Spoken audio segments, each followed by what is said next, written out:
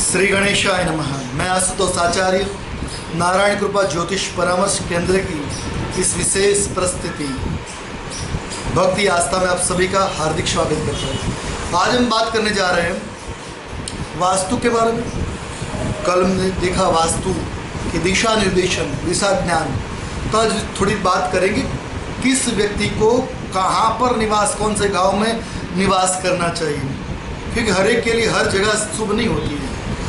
तो उस विषय में आज बात करने जा रहे हैं। पहले तो देखना चाहिए कि दिशाएं कितनी, दिशाओं का आधिपत्य कौन कौन कर रहा है, कौन से ग्रह कौन सी दिशा का आधिपत्य करते हैं। तो पहले देख रहे कि पूर्व जो दिशा है, जहाँ पर भगवान सूर्य है, तो पूर्व दिशा के दिक्पाल देवता इंद्रदेव है और उनके जो दिशा के ग्रह है वो सूर्य नारायण।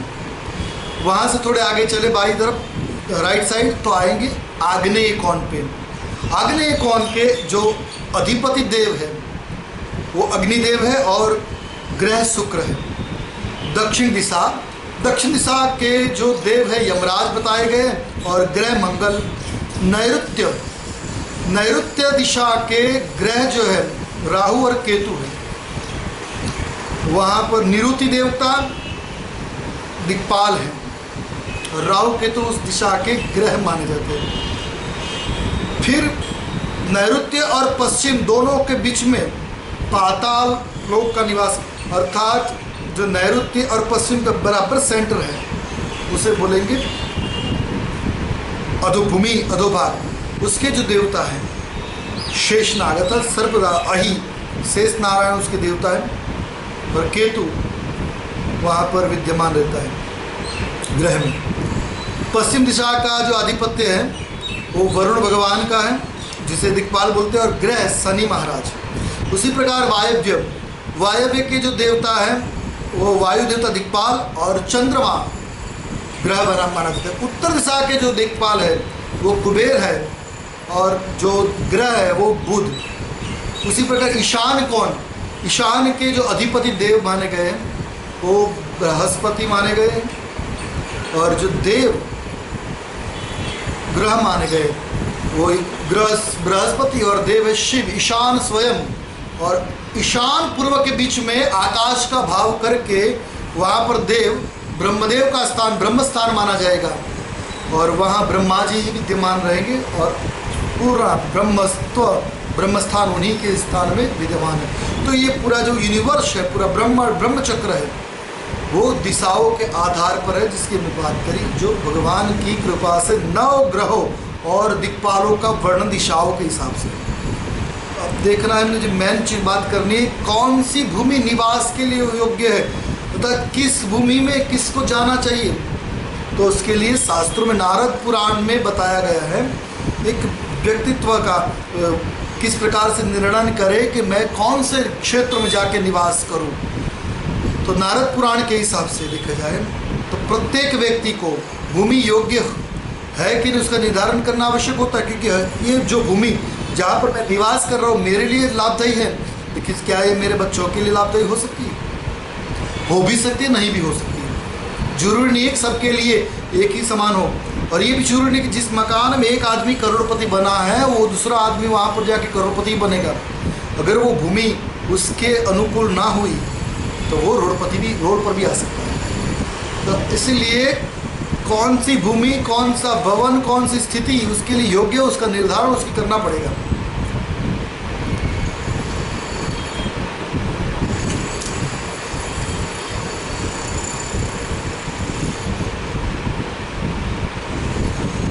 और इसी दृष्टि में बात करें तो मकान में जिस भवन में पिताजी करोड़पति बने, जरूर नहीं उसकी संतान भी उसी मकान में रह के करोड़पति बन सकती है। इसलिए एक विशेष सारणी, एक कोष्टक तैयार किए हुए नारद पुराण में नारद जी के द्वारा, जिसमें आप समझ लीजिए कि लोसु ग्रिड जैसे बनाना है। वैदिक कुंडली हम कुंडली बनाते हैं 9 खानों वाली। पहली लाइन में रेखाएं खींचनी है 1 2 3, 3 कोष्टक ऊपर की लाइन में होंगे, 3 कोष्टक मध्य में, 3 कोष्टक 9 अधो विभाग में। ऐसे तीन का वर्ग बनाएंगे और ये 9 कोष्टक का एक जो वर्ग हो गया उसके अंदर पहले हर दिशा में एक वर्ग का नामांकन होगा। पूर्व दिशा से हम शुरू करेंगे।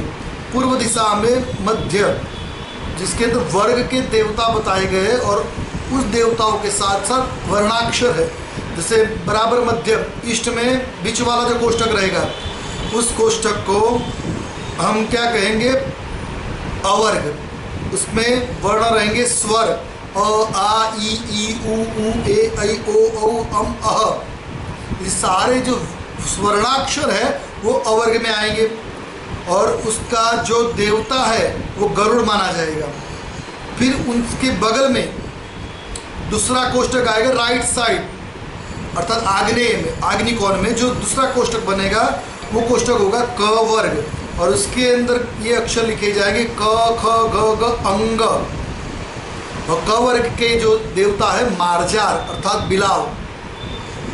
उसके बाद दक्षिण में जो कोष्ठक है वो चवर्ग होगा। चवर्ग के जो वर्णाक्षर है च, छ, ट, ठ, ड, ढ, ण, च, छ, झ, झ, ट, ठ, ड, ढ, ण। तो ये देवता जो है चवर्ग के वहाँ पर विद्यमान रहेंगे। और उस दक्षिण दिशा के जो वर्ग के अधिपति देव है उनका वो सिंह, व्याघ्र, जो लायन, वहाँ का दक्षिण के च वर्ग का ऑनर रहेगा उस कोष्ठक का। उससे नीचे नैऋत्य कोष्ठक बनेगा। नैऋत्य कोष्ठक में ट वर्ग आएगा। जैसे च वर्ग में च, छ, झ, झ, झ, च, छ, झ, झ, तो ये च वर्ग में आया। उसके बाद सिंह वर्ग उसका, उसके बाद आएगा ट वर्ग। ट वर्ग में ट, ठ, ड, ढ, ण। ये जो कोष्ठक 4 नंबर का है वो ट, ठ, ड, ढ, ण रहेगा। और उसका जो ऑनर है स्वान, कुत्ता। उसके बगल में पश्चिम दिशा का जो कोष्ठक है उसमें त वर्ग, त, थ, द, ध, न, ये अल्फाबेट जो वर्णाक्षर है, व्यंजन लगेंगे वहाँ पर। उसका ऑनर उस कोष्ठक का बनेगा सर्प। उसके बाद का जो कोष्ठक आएगा, जो आएगा वायव्य कोण में, उसका प वर्ग रहेगा, प, फ, ब, भ, म, वहाँ के वर्णाक्षर रहेंगे। और उनका जो ऑनर ग्रह है, जो मालिक जो तत्व बना हुआ है, मूषक, चूहा। उसके बाद उत्तर दिशा, उत्तर दिशा में य वर्ग लगेगा। य वर्ग के वर्णाक्षर रहेंगे य, र, ल, व। तो उसका जो ग्रह माना जाएगा गज, हाथी, क्योंकि उत्तर दिशा यू भी वैभव की है, तो हाथी वैभव का प्रतीक होने की वजह से उत्तर दिशा का जो वाहन बताया गया है, जो सिंबल है, प्रतीक स्वरूप, वो है गज। फिर जाते हैं उत्तर और पूर्व के बीच में ईशान में। ईशान में रहेगा श वर्ग, तीनों सकार और ह, श, स, स और ह। तो इन नामों का, इन अक्षरों का वहाँ पर समझ, शशक, खरगोश, वहाँ का क्षेत्र। अब देखिए ये जो कोष्ठक बना है, उस कोष्ठक में अनुसार व्यक्ति को निर्णय करना। कैसे करना है? अपने से 5वां जो वर्ग आएगा उसका उपयोग हितावह नहीं रहेगा। जैसे कि किसी का हम नामकरण लेते हैं, नाम लेते हैं, सोचते हैं, उदाहरण एग्जाम्पल लेते हैं, किसी लक्ष्मण नाम के युवक को अहमदाबाद में निवास करना है। किसी लक्ष्मण नाम के युवक की बात करते हैं, उसको अहमदाबाद में निवास करना है, तो क्या अहमदाबाद उसके लिए शुभ रहेगा? तो इसलिए क्या करेंगे? सबसे पहले देखना है लक्ष्मण का वर्ग कौन सा है।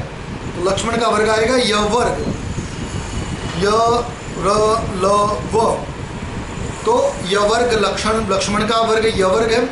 और अहमदाबाद का वर्ग है अवर्ग, जो दूसरा वर्ग है।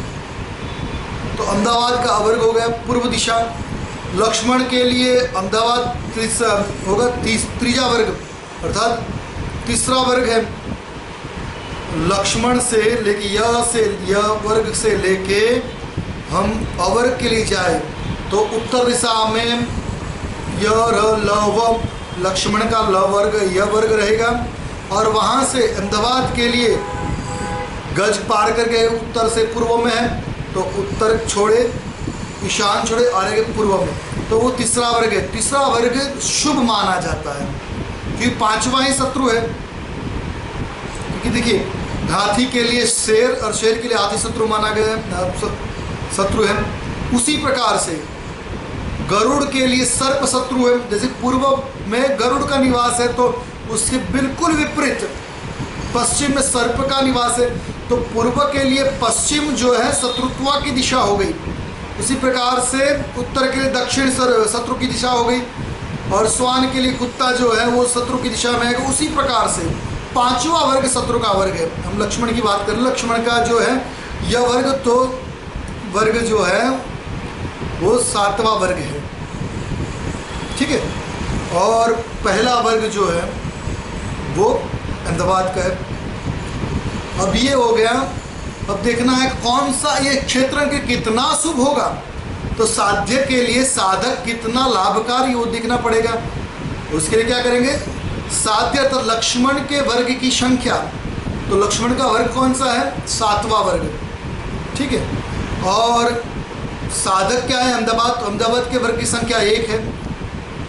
अब साध्य वर्ग और साधक वर्ग की संख्या एक तरफ लिख ले, और क्या करना, लाभ और हानि देखने का सूत्र साध्य प्लस साधक। अब साध्य जो है अहमदाबाद है, और साधक जो है, साध्य जो है अहमदाबाद और साधक जो है लक्ष्मण है, और उससे लाभ देखा जाएगा। और साधक और साध्य से लक्ष्मण और अहमदाबाद का ज्वाइन करने से उसका फिर देखेंगे क्या कैसे ज्वाइन करेगा, देखते हैं आगे। तो पहले क्या करना है, एक आपको एक तरफ लिखना है, एक तरफ अहमदाबाद साध्य। तो हम बात करते हैं लाभ की बात करते हैं, तो पहले लिखेंगे लाभ का सूत्र। लाभ में जो साध्य है वो अहमदाबाद है, और साध्य साधक जो है वो लक्ष्मण है। तो लक्ष्मण का यवर्ग का नंबर लिखा 7, और जो ये अहमदाबाद जो हो रहा है उसका साध्य स्थान, उसका नंबर 1, 7 और 1 71, 71।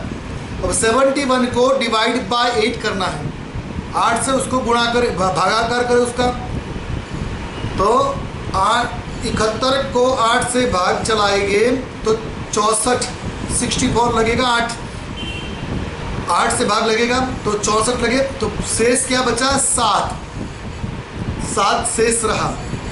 अर्थात ये सूत्र में उसका जो 7 लाभ का स्थान, उसका इस क्षेत्र से लाभ हुआ 7 का। तो लाभ कितना होगा, 7 का, और हानि होगी 1। तो लक्ष्मण के लिए अहमदाबाद लाभप्रद होगा। अब हानि का चक्र भी देख लेते हैं। हानि के लिए क्या करना है, पहले उसका जो चक्र लेना है, लाभ हो गया 7, और हानि में देखते हैं तो पहले लगेगा साध्य जो अहमदाबाद है उसका कोष्टक नंबर 1 है, तो उसका नंबर लगे 1, और साधक जो लक्ष्मण भाई है ये वर्ग के है, तो उसका कोष्टक नंबर 7, तो 1 और 7 17, और 17 डिवाइड बाय 8, तो भाग चलेगा 2 से, 8 दूनी 16, तो यहाँ पर 17 हमारा जो रिजल्ट आया है। तो इस भाग चलाने से बचेगा सिर्फ 1 शेष बची, तो क्या आता है, हानि जो है 1% रहेगी, 7%, मतलब कि 1 हानि है और 7 लाभ है। 8 टोटल अंक है हमारे पास, उसमें से 7 लाभ है, तो बहुत लाभ है। तो उनके लिए अहमदाबाद में भवन निर्माण करना लाभप्रद माना जाएगा। उसी प्रकार से हम राशि से भी देख सकते हैं, जैसे कि अपनी राशि से गांव की राशि, जहाँ हम निवास करने जा रहे हैं, वो 2, 5, 9, 10 और 11 हो तो शुभ जाने, और अपनी राशि से गांव की राशि 1 और 7 हो तो शत्रु राशि समझे। अपनी राशि से गांव की राशि 3 और 6 है तो हानि होगी, और अपनी राशि से गांव की राशि 4, 8, 12 है तो रोग कारक मानी जाएगी। गांव की ईशान में चरके, नैऋत्य में पुतना, वायव्य में पापराक्षी, अग्नि में विदारी शक्ति का निवास होता है। अद्वी जातियों के लिए, जो जनेऊ धारण करती उन जातियों के लिए वहाँ निवास योग्य नहीं है, लेकिन यहाँ अंत्यज स्वपच जातियों का निवास हो सकता है। जो जनेऊ धारण नहीं करती उन सभी जातियों का वहाँ निवास संभवित हो सकता है, इसलिए खास ध्यान रखें। जैसे कि मेष राशि जब बात करते हैं, मेष राशि से जातकों के लिए अपने से दूसरी राशि, तो जैसे कि वृषभ राशि, सिंह राशि, धनु राशि, मकर और कुंभ राशि के नामों से शुरू होता गांव जो है वो लाभान्वित हो सकता है। वो मित्र वो उनके लिए शुभ राशियाँ हैं। उसी प्रकार से अपने से पहली और 7वीं शत्रुता वाली राशि, तो मेष राशि वाले जातकों के लिए अपने से पहली तो हो गई अपनी ही राशि मेष राशि, फिर 7वीं तुला राशि, ये शत्रुत्व प्रदान करने वाली राशि है। तो बचे इन महानगरों में, इन नामों से निवास में बच रहने से। फिर बात करें तो अपने से तीसरी छठी राशि हानि प्रदान करती है, जैसे कि मेष राशि के लिए मिथुन राशि वाले गांव हानि प्रदान कर सकते हैं, तो साथ ही साथ कन्या राशि वाले गांव भी हानि प्रदान कर सकते हैं। और इसी प्रकार से अपने से 4, 8, 12वीं जो राशि है वो रोग कारक है, जैसे कर्क राशि रोग कारक है, जैसे वृश्चिक राशि रोग कारक है, जैसे मीन राशि रोग कारक है। तो इन गांवों में जाके निवास करेंगे बीमारी आएगी।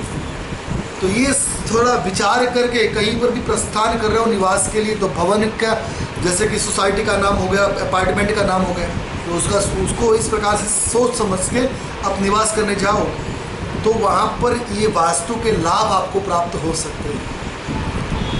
अब बात करते हैं वास्तु परीक्षण, भूमि परीक्षण। तो भूमि परीक्षण बहुत ही इम्पोर्टेंट विषय है। एक उपाय बताते, विधि कल बात करेंगे, लेकिन एक सामान्य उपाय, किसी भी भवन में जाए, भवन लेने से पहले घर के सेंटर में जाके गहरी सांस ले, आंखें बंद करके रिलैक्स हो और फिर चिंतन करें वो मकान आपको कैसा लग रहा है। अगर वहाँ पर आपको सुकून मिले तो फिर वो जगह अच्छी आपके लिए हो सकती है। लेकिन वहाँ पर मन में बेचैनी का भाव है तो वहाँ पर नेगेटिव, नकारात्मक ऊर्जाओं का प्रभाव ज़्यादा है। आप वहाँ से तुरंत निकले क्योंकि उस लाभदायक नहीं हो सकती है। तो इन बातों का ध्यान रखना आवश्यक है। बाकी कैसे परीक्षण करके मकान खरीद रहे हो, भूमि खरीद रहे हो, तो क्या करना चाहिए। अगर अपनी भूमि है तो किस प्रकार से उसका शुद्धिकरण किया जाए, कौन सा सेप सही है भूमि का, कौन सा सेप भूमि का सही नहीं है। अगर सही है तो कोई टेंशन ही नहीं, लेकिन सही नहीं है तो उसको किस प्रकार से शुद्ध किया जा सकता है। इन विषयों में हम कल बात करेंगे। तब तक के लिए अभी विदाई का समय हो रहा है, तो मिलते हैं फिर। आपने हमारे YouTube चैनल आशुतोष आचार्य को सब्सक्राइब नहीं किया है तो कर लीजिए। उसमें कई प्रकार के वीडियो हमने अपलोड करके रखे हुए। गुजराती में भागवत जी हैं, तो कई उपाय भी बताए गए हैं। अभी श्रावण शुरू होगा 21 से, तो उसके भी उपाय हम वहाँ पर रखेंगे। आप देख सकते हो श्रावण में किस प्रकार से आप शिव जी की आराधना करके लाभ उठा सकें। ठीक है, तो कल फिर से मुलाकात होगी। तब तक के लिए आप हमें आशुतोष आचार्य को अवकाश प्रदान करें। फिर मिले, तब तक जय श्री कृष्ण।